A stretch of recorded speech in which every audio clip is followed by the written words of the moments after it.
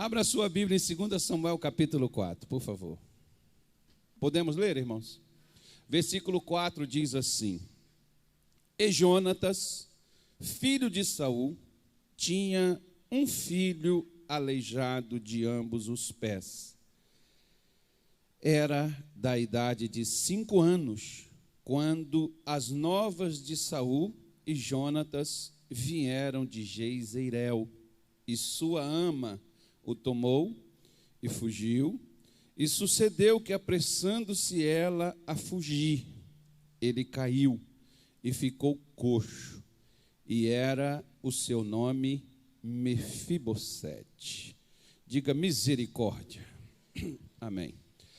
Olha, esse aqui ainda, uma criança, era neto do primeiro rei consagrado em Israel, que foi Saul, e esse garoto, aos 5 anos de idade, ele tem a sua vida jogada, como diz alguns, no fundo do poço, porque no mesmo dia em que morreu seu avô, que era o rei, morreu o seu pai, ele também, a sua babá, quando chega a notícia ao palácio, onde eles estavam, o local que naquele tempo nem palácio tinha direito ainda, mas o acampamento deles, quando chega lá a notícia do que já tinha acontecido, que já era trágico demais, a sua babá pega ele para sair, para fugir, porque achava que uma vez que o avô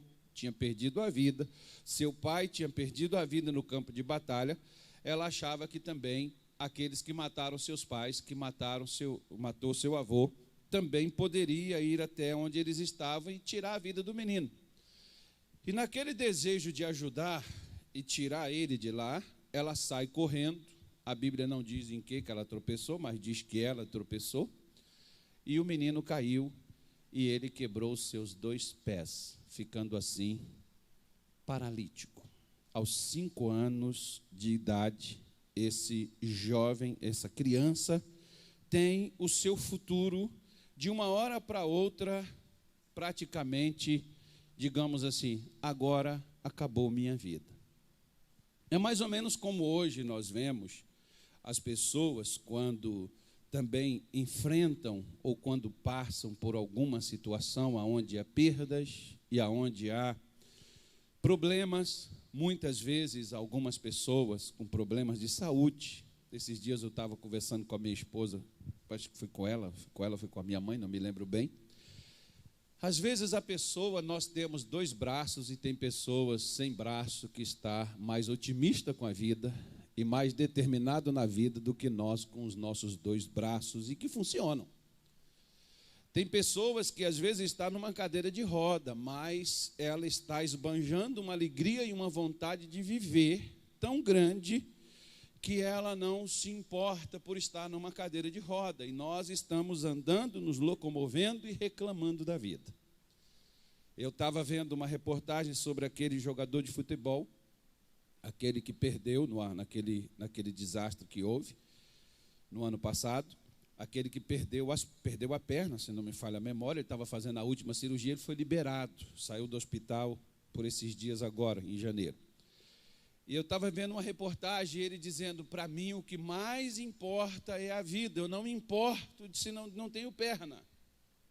Quer dizer, talvez se alguém dissesse assim, fulano, se você perdesse as suas 2 pernas quando ele estava ali nas suas atividades esportivas, se alguém chegasse e dissesse para ele, se você perdesse a sua perna, você está ficando louco? A minha perna é instrumento de trabalho.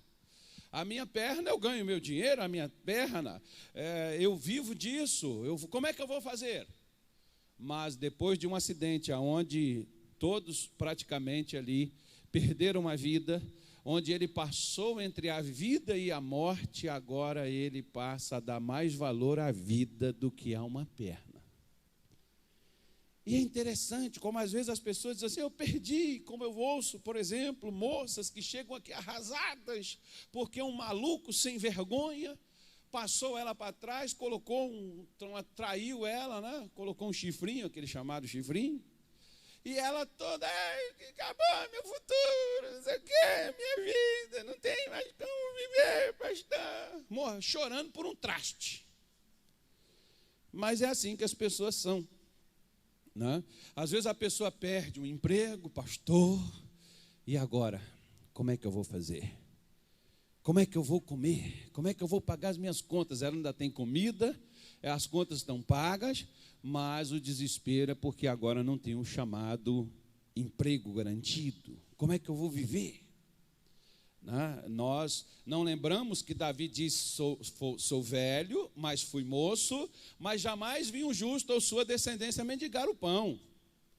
E isso passa a nos preocupar, e nós passamos a ficar inquietos com determinadas situações quando começam essas coisas a acontecerem na nossa vida.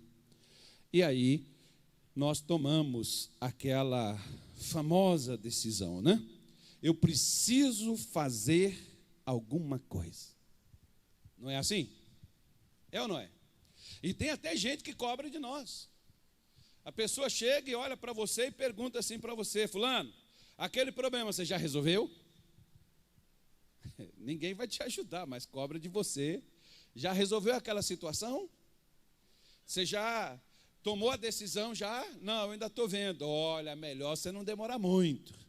Você tem que decidir logo o que é que você quer, porque se você ficar aí esperando, o tempo vai passando e as coisas vão só se complicando cada vez mais. Como diz o Tiririca, irmão, pior do que isso não fica.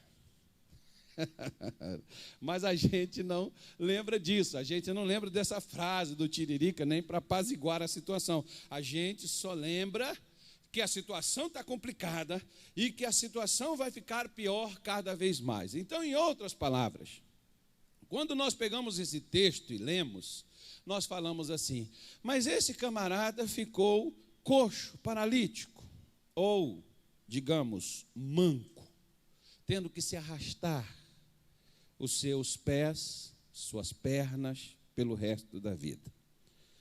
Como é que esse cara vai trabalhar? Como é que ele vai viver? Perde avô, perde pai, ele perde o título de nobreza, que ele era, né, descendente de rei, de uma hora para outra, ele é apenas colocado como um coxo. E esse rapaz fez o que a maioria de nós, quando estamos mancando, quando nós estamos coxos, quando nós temos perdas, quando nós temos situações na nossa vida semelhante a essa que ele teve, ele fez também a mesma coisa que nós também fazemos. Por quê? Porque quando nós temos perdas na nossa vida, nós logo, se você é cristão, se você está na igreja, se você for, independente, seja um obreiro, seja um pregador, seja um membro na igreja, um dizimista, uma pessoa evangelista, né, um patrocinador do show da fé, não importa o que você faça. Mas quando você começa a ter perdas, você começa a questionar, e começa a questionar de que seguinte forma: onde é que Deus está, que Deus deixou tudo isso acontecer? Por que Deus está me deixando passar por isso? Por que a minha vida está assim? Por que Deus não interfere? Por que Deus não age? E aí nós começamos a procurar em nós mesmos uma solução para o nosso problema. Nós começamos a procurar uma causa, às vezes uma resposta que não vai adiantar em nada, não vai resolver o problema. Mas naquele negócio de tomar e ter que tomar uma atitude, nós tomamos atitudes semelhantes à que Mefibosete também tomou. Por quê? Porque, vejam bem, para onde que esse menino foi levado e para onde ele foi viver e aonde ele cresceu e aonde ele passou uma boa parte da sua vida, embora ele era de família real, embora ele era e tinha as propriedades, ele foi viver como um miserável. Ele foi viver como uma pessoa como se não tivesse nada. O capítulo de número 9, de 2 Samuel mesmo, diz para onde é que esse rapaz foi. Essa criança foi levada e não só cresceu, passou sua infância, sua adolescência, chegou à maioridade, chegou até a casar também, ia ter filho. Onde é que ele foi viver? Diz assim, 2 Samuel 9, versículo de número 1, diz assim: E disse Davi: ainda alguém que tenha ficado da casa de Saul, para que lhe faça benevolência por amor de Jonatas? E havia um servo na casa de Saul, cujo nome era Ziba. Isso aqui no hebraico é Ziva, tá, irmão? E chamaram à presença de Davi. E disse-lhe o rei: És tu Ziba? E ele disse: servo teu. E disse o rei: não há ainda alguém da casa de Saul para que eu use com ele da benevolência de Deus? Então disse Ziba ao rei: ainda há um filho de Jonatas, aleijado de ambos os pés. E disse-lhe o rei: onde está? E disse Ziba ao rei: eis que está em casa de Maquir, filho de Amiel, em Lodebar. Vamos parar aqui. Essa palavra que nos mostra que em um determinado momento, quando Davi confirmou o seu reino, e Davi está ali, ele lembra da amizade que ele tinha com Jonatas, filho de Saul. Eles tinham uma aliança entre eles dois. Jonatas sabia do chamado de Davi, sabia que Davi seria rei. Em alguns momentos até posicionou favorável a Davi, mas ele tinha o seu pai, e mesmo sabendo das loucuras de seu pai, ele honrou seu pai. Ele perdeu a vida, mas ele honrou o seu pai. E em nenhum momento ele também quebrou a amizade e a aliança que ele tinha também com Davi. Ele ajudou Davi a fugir de seu pai, ele ajudou Davi em muitas situações a manter-se vivo também. Então, entre as duas coisas, ele não fez errado nem de uma parte nem com a outra, mas ele perdeu a sua vida, ele morreu juntamente com seu pai na batalha. E o filho dele, né, de uma hora para outra, Jonatas nunca soube disso, até porque ele já tinha morrido. O menino ficou entregue a, como digamos, a própria sorte, e ele vai morar na casa de uma pessoa. E essa pessoa vivia nesse local chamado Lodebar. A tradução disso daqui significa cidade sem pasto. Ou, melhor dizendo, é a mesma coisa de você ficar numa igreja sem alimento. Pode haver pregação. Pregação é uma coisa. Alimento espiritual é outra coisa. O cristão que fica em um local aonde ele não tem alimento, ele não se fortalece, ele não se renova, ele não se transforma, ele não vence. Se você vive em um lugar aonde não tem comida, certamente você vai definhar, certamente você vai viver desnutrido, certamente você não vai ter qualidade de vida. Você pode ver, por exemplo, em todo o nosso país, não tem nenhuma cidade nossa que haja exceção, e acho que até no mundo todo. Tem pessoas, por exemplo, que elas não moram onde elas querem, elas moram aonde elas têm a condição de viver, de pelo menos viver. Não tem dignidade, mas aquele é o local aonde ela pode dormir, aonde ela pode se manter, aonde ela pode passar os dias, e algumas até dizem assim: vamos ver até quando e o que vai acontecer. Tipo assim, quem sabe, uma hora dessa, a sorte não vai sorrir para mim. Quem sabe, uma hora dessa, alguma coisa aconteça, quando no caso, quando é crente, diz assim: quem sabe, pastor, se Deus não me dá uma benção, toca no coração de alguém que me dê uma casa e eu saia desse lugar. Quem sabe, pastor, uma hora dessa, Deus ilumine aí um cientista e o camarada descubra uma vacina que você vai lá e toma e fica curado do câncer, fica curado da AIDS, se livra dessas mazelas todas. Quem sabe, né, irmão? Quem sabe se uma hora dessa o meu marido, Deus não toca no coração dele, ele volta para casa. Quem sabe, pastor, uma hora dessa meu filho caia em si e aconteça como filho pródigo e ele volte para casa também, e aí as coisas voltarão tudo ao normal. E nós ficamos muitas vezes como o Mefibosete. Talvez ele pensasse e dissesse assim: bom,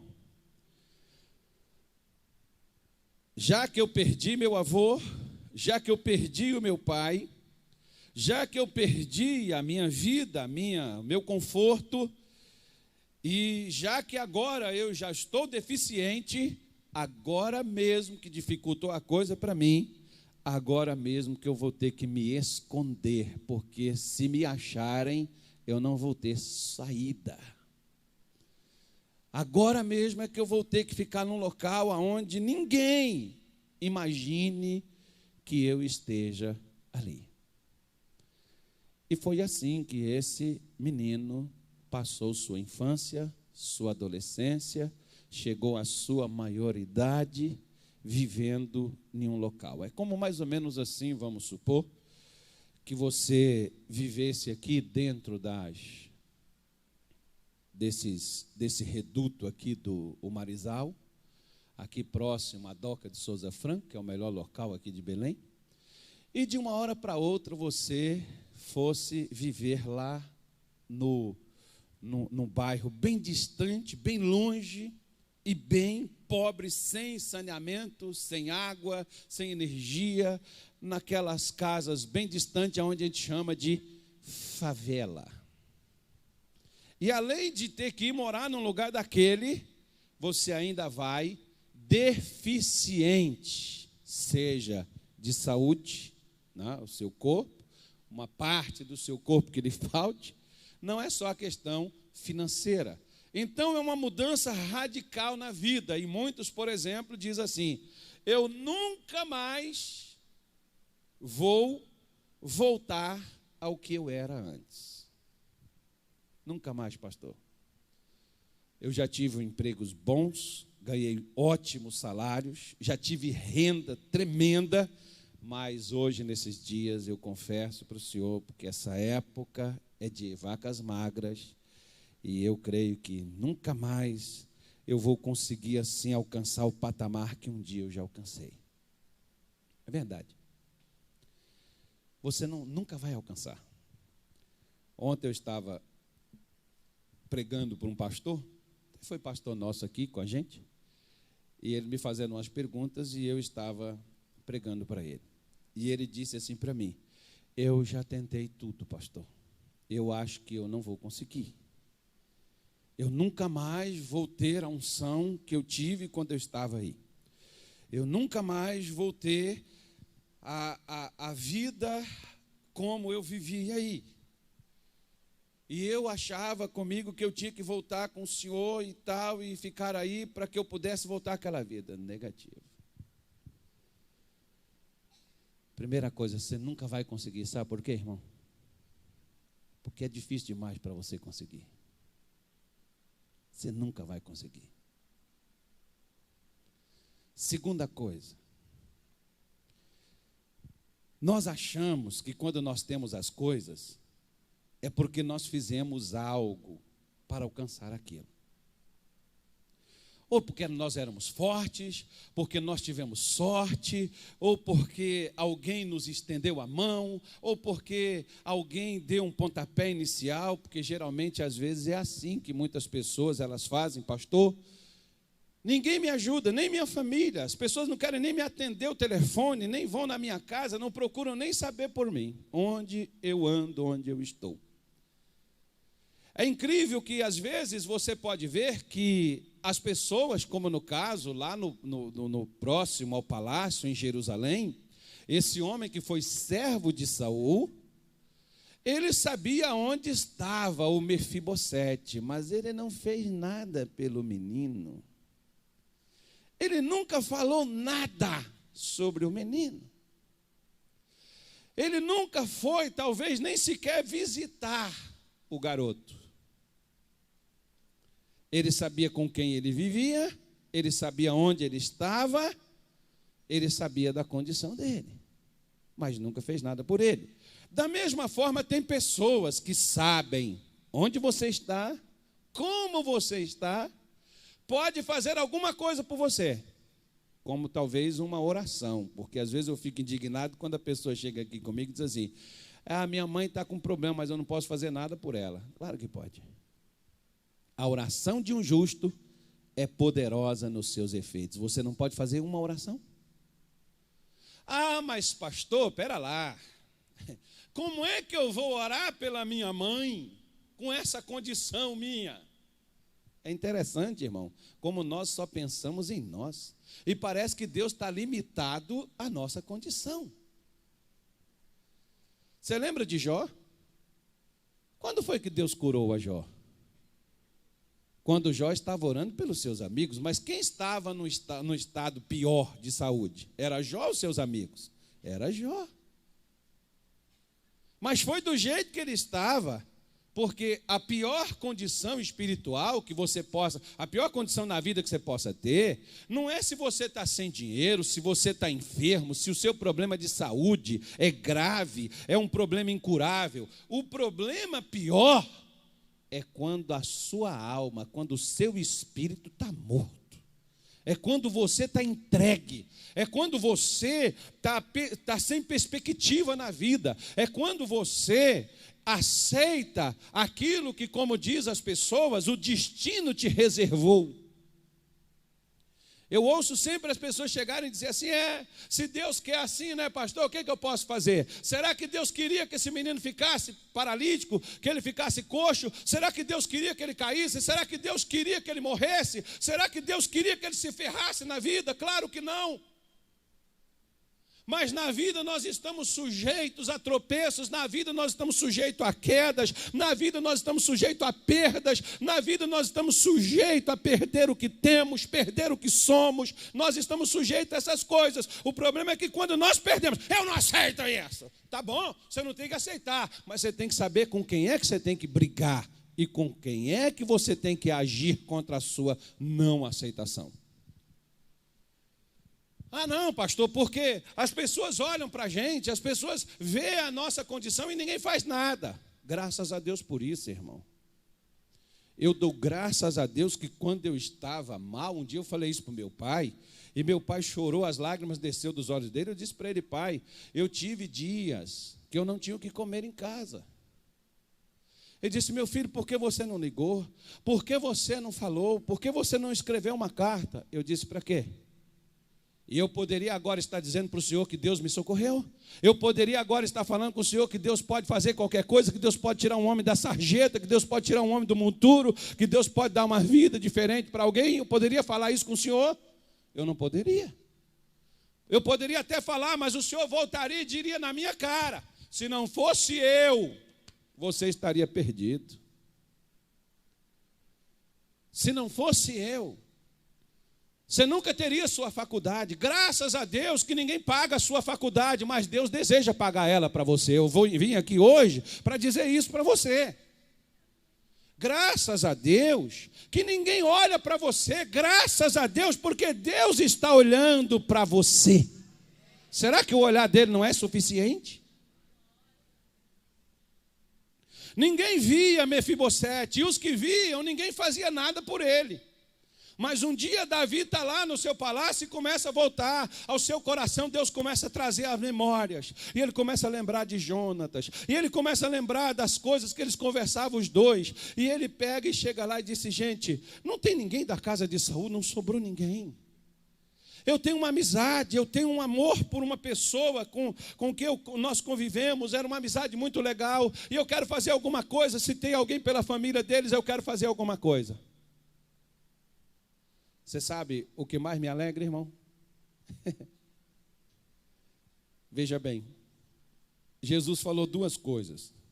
A primeira, ele diz assim: eu não vos deixarei órfãos, eu enviarei o Consolador, o Espírito da verdade, que o mundo não pode receber.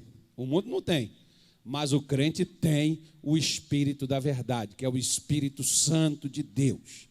Jesus deixou ele à nossa disposição. Então nunca diga: eu não tenho quem me ajude, porque Isaías 41, versículo 10, ele diz: não temas, eu sou contigo, não te assombres, eu sou teu Deus, eu te esforço e eu te ajudo, e eu te sustento na destra da minha justiça. Então nós temos quem nos ajude.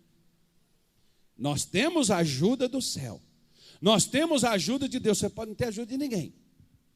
A segunda coisa que Jesus disse é que ele intercederia por nós junto ao Pai. Porque disse: se eu não for, o Consolador não vem, porque eu vou para enviar ele.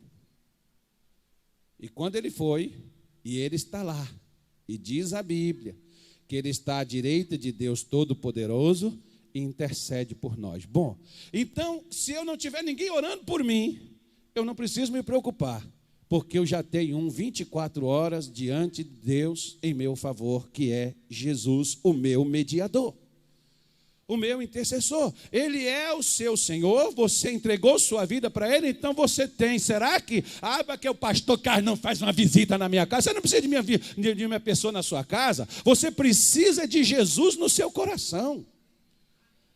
Eu posso ir na sua casa, eu já fui na casa de quantas pessoas e elas morreram do mesmo jeito? Já fui visitar quantas pessoas e a vida delas não mudou nada? Por quê? Porque elas estavam esperando algo em mim. Ou de mim. Eu não tenho isso para oferecer. O que eu tenho é o que eu dou. E o que eu dou é Jesus, mas muitas vezes as pessoas não querem Jesus, elas só querem uma transformação na vida e vai por aí afora. Eu não estou aqui para acusar ninguém, mas estou só comentando com você. Mas veja bem, muitas vezes as pessoas ficam lamentando: mas pastor, se eu tivesse isso, pastor, se eu tivesse aquilo. Irmão, nós temos tudo. Tudo está à nossa disposição.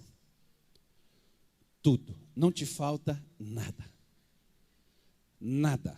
Você tem tudo para você mudar de vida. Você tem tudo para você fazer uma mudança na sua situação. Esse menino, por exemplo, que achava que para ele a vida havia acabado. Mas Deus está mexendo lá no palácio, assim como, por exemplo, Jesus está mexendo lá na direita de Deus em seu favor.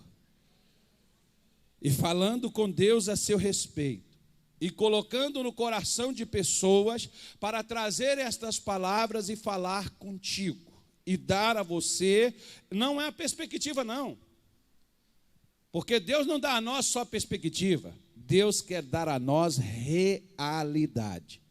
Qual é a realidade de Mefibosete? Coxo, vivendo num lugar sem pasto. Essa pode ser também a sua realidade. Porque de alguma forma, você pode estar coxo na sua vida. De alguma forma, você está mancando em uma área da sua vida. Seja financeiramente. Pastor, se eu tivesse empregado pelo menos. Irmão, Jesus não precisa de uma carteira assinada para suprir suas necessidades. Lembre-se, olha para cá. Acorda o teu vizinho que está dormindo aí. Fala para ele, acorda que o pastor está falando da sua vida. Amém. Olhe para cá. Você acredita que Deus mandou maná todos os dias no deserto? por que você não acredita que Ele vai mandar também na sua casa todos os dias o mantimento? Ele é o mesmo. Você não acredita que Deus curou tantas pessoas como na Bíblia nos fala, paralíticos, cegos, coxos, mancos, aleijados? Você não crê nisso? Você crê que Ele fez isso? Por que você não crê que Ele quer fazer isso também por você? Ah, mas será, pastor? Se eu merecer? Não, presta atenção para você ver onde é que a gente fica encrencado. Vamos lá, olha. Versículo de número 5. Então mandou o rei Davi e o tomou da casa de Maqui, filho de Amiel, de Lodebar. E Mefibosete, filho de Jonatas, o filho de Saul, veio a Davi e prostrou com o rosto por terra, inclinou-se e disse Davi: Mefibosete. E ele disse: eis aqui teu servo. E disse-lhe Davi: não, porque temer é fé ao contrário. O que nós temos que ter é certeza. Da mesma forma que Davi mandou em Lodebar buscar Mefibosete, é da mesma forma que Deus mandou Jesus descer do céu e nos buscar das misérias, das mazelas da nossa vida e nos trazer para a casa dele, porque o palácio de Davi é como se fosse a casa de Deus. E o que Deus queria fazer com ele, Deus está dizendo para ele: não tenha medo não, filho. Você está pensando que você veio para cá para morrer? Ora, irmão, deixa eu te falar uma coisa contigo. Olha, presta atenção, escuta o que eu vou te falar, para você nunca mais esquecer disso. Se Deus quisesse o seu fracasso, a sua derrota e sua destruição, Ele não te traria para a casa dele, Ele te deixaria onde você estava, porque o diabo se encarregaria de destruir sua vida. Se Deus te trouxe para a igreja, Deus está pedindo a você: deixa eu fazer o que eu quero por você. Deixa eu te tirar dessa condição miserável que você vive. Você deixa eu fazer isso por você? Ah, pastor, mas se Deus tem que fazer logo. Mas se Deus tem que fazer, você tem que deixar seu medo. Às vezes você está dentro da casa de Deus, mas você vive amedrontado. Você vive inseguro. É porque se eu não conseguir o dinheiro para pagar essa conta que vai vencer agora dia 5, pastor, como é que eu vou fazer da minha vida? Eu não tenho mais nada o que comer em casa. Se Deus não providenciar, você não chegou nem a hora do almoço e você já está pensando na comida. Porque você já está com medo de faltar o seu açaí. Pode ficar tranquilo. Você chega lá, alguém vai entregar o litro de açaí na sua casa. Caso você queira tomar açaí hoje e não tenha condição de comprar, alguém vai levar lá para você. Por quê, pastor? Porque você tem um Deus que cuida de ti. Pastor, tem crente que diz assim para mim, quando eu falo assim, ó, vai no médico, faz o exame. Ah, não quero nem fazer, pastor, estou com medo, se esse negócio der um negócio é ruim. E você vai morrer do mesmo jeito, filho. O negócio ruim já está aí. É o medo. O medo é que é um negócio ruim. Não, então Deus disse para ele: não tenha medo. Por que não posso ter medo? Porque o medo é o contrário da fé. Porque ele diz assim: porque de certo usarei contigo de benevolência por amor de Jonatas teu pai, e te restituirei todas as terras de Saul teu pai, e tu sempre comerás pão à minha mesa. Presta atenção aqui, olha, da mesma forma que Deus chamou Mefibosete para restituir a ele tudo que ele tinha perdido, Deus te trouxe para a igreja para restituir a sua vida, tudo que você perdeu. Tudo. O diabo roubou de você quando você estava em Lodebar, você estava sem palavra, você estava sem pasto, você estava sem alimento, pois Deus te chamou para alimentar você, para devolver a você, quando você está alimentado com a verdadeira palavra de Deus, que gera uma confiança, uma determinação, uma fé no seu coração. Quando você está alimentado por ela, a palavra de Deus traz a você tudo que um dia foi tirado de você. Deus deseja restituir aquilo que foi tirado da sua vida. Você teve perdas? pode preparar para a restituição, e pode esperar a restituição, e pode fazer como aquela viúva: eu não vou sair daqui. Ou como Jacó, né? Jacó que foi quem disse, a viúva voltava lá várias vezes: seu juiz, minha causa, seu juiz. Pois é, Jacó falou assim: eu não solto enquanto não me abençoar. Eu não largo. Eu vou te buscar, eu vou orar, eu vou incomodar na oração, eu vou buscar o Senhor, mas enquanto eu não tiver de volta o que eu perdi, eu não paro. O problema é que nós, muitas vezes, o que nós fazemos? Nós fazemos como estava o coitado do Mefibosete. Poxa vida, quem vai olhar para um cara que nem eu? Porque olha aqui o versículo 8 que ele diz: então inclinou-se e disse: quem é teu servo? Para teres olhado para um cão morto tal como eu. Um dia uma senhora, lá em Governador Valadares, ela virou comigo, aliás, estava eu e o pastor e mais um outro senhor, e eram duas professoras, e elas pediram uma carona. Esse irmão que era o dono do carro deu a carona para elas, e elas foram com a gente. E elas começaram a conversar, porque as duas eram crentes. Elas não sabiam o que a gente era, se a gente era pastor, não. O irmão elas conheciam, a gente não. Aí, elas começaram a conversar e ela disse assim, ela foi falando até que eu me enjoei daquela conversa. Fulana, porque nós não valemos nada mesmo, né? Deus é que é grande, que é poderoso, nós não. Nós somos uma escória, nós não prestamos, nós não valemos nada, nós somos insignificantes. Aí ela estava com a caneta Bic velha, sem tampa, eu fui peguei a caneta e falei assim com ela: minha senhora, a senhora me dá essa caneta para mim? Ela falou: dou sim. Então a senhora já me deu a caneta. Posso mostrar à senhora uma coisa? Pode. Eu que gostaria de te vender essa caneta. Mas eu acabei de te dar. Pois é, mas eu quero te vender. A senhora me dá R$10 nessa caneta? Você está brincadeira, R$10 eu compro, é pacote de caneta. Eu falei: mas por que a senhora não me dá R$10 nessa caneta? Essa caneta é sua, a senhora ficou o tempo todo com ela. A senhora não me pagaria R$10?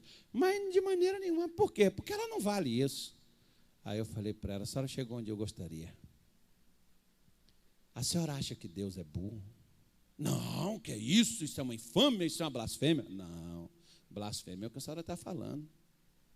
A senhora está chamando Deus de burro. Se Ele, por exemplo, derramou o precioso sangue dele para nos comprar, não foi ouro, não foi prata, não foi pedra preciosa, mas foi o precioso sangue do Filho imaculado, único, unigênito que Ele tinha. Ele derramou esse sangue para nos comprar para Deus. E a senhora está dizendo que nós não valemos nada, então Jesus fez um péssimo negócio, porque Ele deu algo precioso por algo imprestável. Ele pagou caro por uma coisa que não presta. Então Deus fez um negócio péssimo. Porque se a senhora não vale, para que Ele derramou tanto sangue, um sangue precioso como esse? Poderia ter sido um sangue de galinha, um passarinho pelo menos. Né? Porque então teria que ser uma barata que morresse pela senhora. Mas não é isso que diz a Bíblia. O que diz é as Escrituras Sagradas, é a palavra de Deus, e ela mostra isso. Então Jesus não foi bobo quando Ele pagou tão caro, é porque nós temos valor. Aprenda-se a valorizar, a dar a você o valor que Deus lhe dá. Se você ficar olhando, esperando o reconhecimento de valor da sua mulher, dos seus filhos, do seu pai, da sua mãe, muitas vezes eles vão colocar você na posição de um cachorro. Eu imagino que Mefibosete vivia escutando: está vendo aí? Isso aí é neto do rei. Isso aí era da família real, sangue azul. Hoje é um miserável, vive aí como um cachorro, deitando num canto, deitando no outro, vivendo de favor. Esse aí que é o dono daquelas terras lá, que hoje tem Davi. Esse aí não tem nada, está na miséria. Esse aí está jogado. Às vezes é assim que as pessoas fazem de você. Mas Deus está olhando para você de uma outra forma.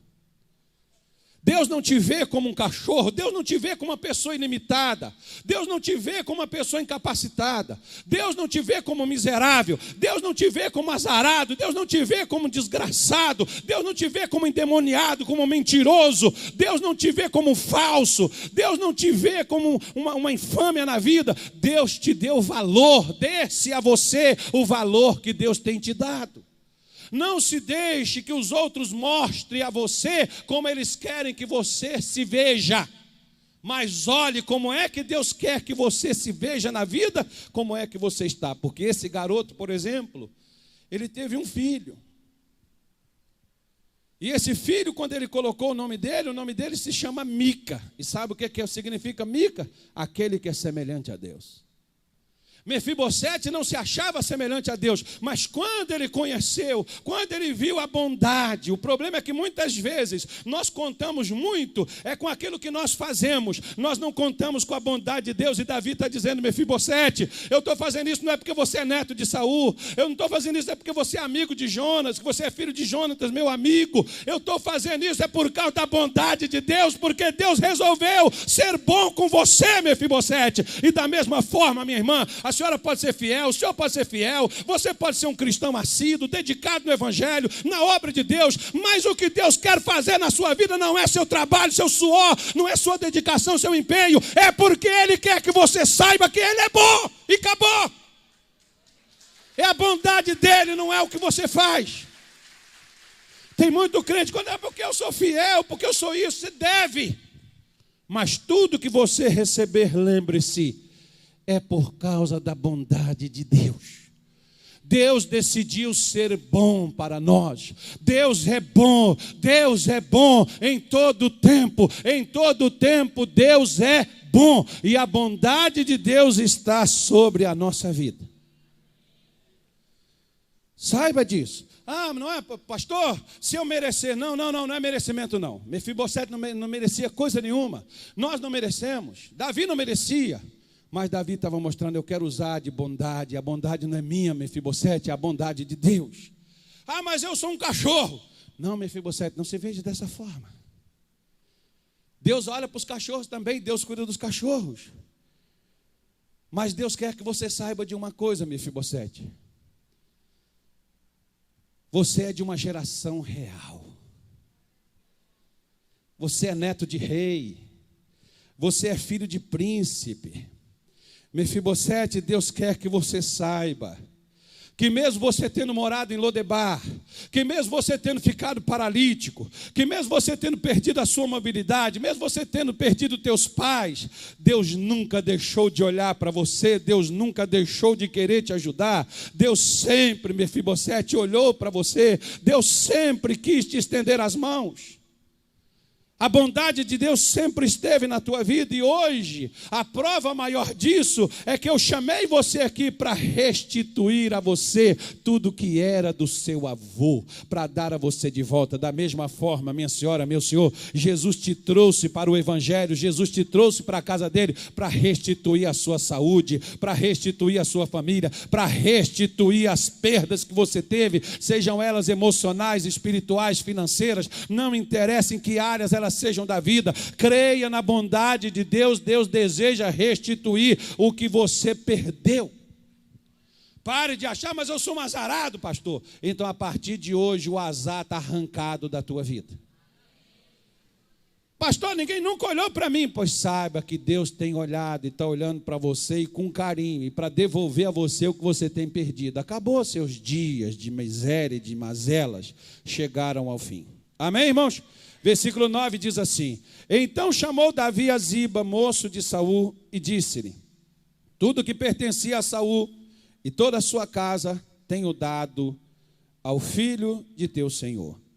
Trabalhar-lhe-ás, pois, a terra, tu e teus filhos e teus servos, e recolherás os frutos, para que o filho de teu senhor tenha pão para comer. Mas Mefibosete, filho de teu senhor, sempre comerá pão à minha mesa. E tinha Ziba 15 filhos e 20 servos, e disse Ziba ao rei: conforme a tudo quanto meu senhor, o rei, manda, a seu servo, assim fará ao teu servo. Quanto a Mefibosete, disse o rei, comerá a minha mesa como um dos filhos do rei. E tinha Mefibosete um filho pequeno, cujo nome era Mica. E todos quantos moravam em casa de Ziba eram servos de Mefibosete. Morava, pois, Mefibosete em Jerusalém, porquanto sempre comia à mesa do rei e era coxo de ambos os pés. Deus mudou a vida dele ou não mudou? Onde que ele vivia antes? Num lugar que não tinha nem pão. Agora, onde é que ele estava todos os dias assentado? À mesa com o rei.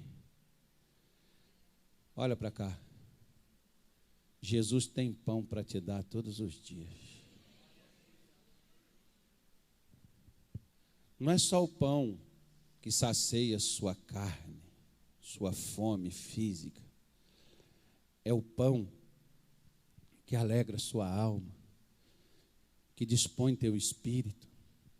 É o pão que fortalece, o pão que faz você sonhar novamente. A comida verdadeira que o mundo não pode lhe dar. Jesus tem ela todos os dias à mesa. Todos os dias, quando abrir aquelas portas e tiver um culto aqui, Jesus tem pão para você. Todos os dias. Todos os dias que você quiser comer o pão, você pode até não vir, mas o pão estará à mesa. Isso me faz lembrar, me parece que é Lucas 19, quando Jesus falava do pão do reino, e um camarada virou e disse assim: bem-aventurado é aquele que comer pão do reino de Deus. E Jesus deu um exemplo interessante. O exemplo que Jesus deu, exatamente isso. Deus tem o pão no seu reino. Na economia de Deus, irmão, não tem Petrobras, diga graças a Deus. Ele não consegue roubar no sistema divino. Ele não consegue fazer desvio de recursos. E tem uma coisa, é inesgotável. Ainda que roubasse, não fica falido igual está o nosso país, como ele anda. Diga, graças a Deus, eu sou brasileiro, mas eu nasci no reino de Deus. E se você faz parte do reino de Deus, então o seu reino não é desse mundo. Então nós só estamos vivendo aqui no Brasil, mas não dependemos do que se passa nesse país para a gente viver. Nós dependemos do quê? Nós dependemos do sistema do reino do qual nós participamos. Onde é que estava Mefibosete? Lodebar. Lá não tinha comida. Agora, onde é que ele está? Ele está no palácio real. Lá tinha comida todos os dias. E Davi está frisando, e 2 vezes Davi repetiu. Mas Mefibosete comerá pão comigo todos os dias. Olha, lembra da oração do Pai Nosso? O pão nosso de cada... Olha para cá. Deixa eu te falar uma coisa. Todos os dias de 2017, Deus tem uma bênção para você. Por que você não pede essa bênção? O pão nosso de cada dia nos dá hoje. Então, todos os dias de 2017, Deus tem uma palavra para alimentar você e abençoar a sua vida. Se você sentar com Ele à mesa, todos os dias, você vai ter uma bênção neste ano de 2017. Se todos os dias, eu vou repetir de novo, se todos os dias você se assentar com Ele à mesa. Porque Davi está dizendo, Mefibosete, independente das suas terras estarem aí de volta, Porque o problema nosso, irmão, é que quando nós recuperamos o que a gente queria, nós passamos a interter com aquilo que nós recuperamos. E nós esquecemos de comer o pão na mesa com quem nos deu o que nós tínhamos perdido. Que Davi está dizendo para ele: eu estou restituindo tudo para você, mas todos os dias você vai comer pão comigo. Da mesma forma, Jesus vai começar a restituir a você o que você perdeu, mas não esqueça que todos os dias você deve comer com ele à mesa. Amém?